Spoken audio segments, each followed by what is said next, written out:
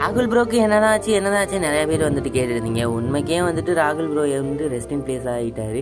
இவர் வந்துட்டு எப்படி ஆனாரு என்ன ஏதுன்னு வந்துட்டு எனக்கே வந்துட்டு பெரிய டவுட் இருந்துச்சு. அப்புறமா தான் நான் வந்து கேட்டு தெரிஞ்சுக்கிட்டு அப்புறம் கமெண்ட் பாக்ஸ்லாம் பார்த்தேன். நான் நம்பவே இல்லை.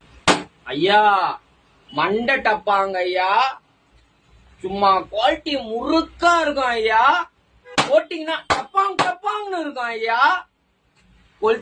அப்புறம் வந்துட்டு ஒரு வழியாக தான் ராபி ப்ரோட்டை கேட்டு வந்து தெரிஞ்சுக்கிட்டோம். உண்மைக்கே வந்துட்டு இவர் வந்துட்டு ரெஸ்ட் இன் பிளேஸ் ஆகிட்டார்.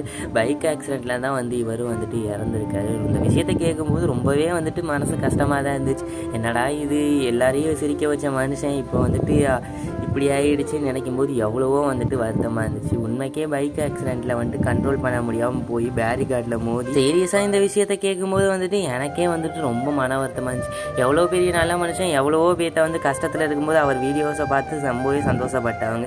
பட் இந்த ஒரு நேரத்தில் அவர் ரெஸ்ட் இன் பிளேஸ் ஆகிட்டாருன்னு நினைக்கும் போது இந்த கடவுள் ஏன் நல்லவங்களை மட்டுமே சோதிக்கிறான்னு வந்துட்டு தெரிய மாட்டேங்குது. இதே சீக்கிரமே அவரை பற்றின ஒரு ஃபுல் வீடியோவை வந்துட்டு நான் அப்லோட் பண்ணுறேன். அவரை பற்றின டீட்டெயில்ஸ் வந்து தெரிஞ்சுக்கலாம். இந்த ஒரு விஷயத்தை கேட்கும்போது என்னாலேயே வந்துட்டு தாங்கிக்க முடியல. பாவம், எவ்வளோ பெரிய நல்ல மனுஷன், ஆனால் வந்துட்டு இப்போ இப்படி ஆகிட்டாரு.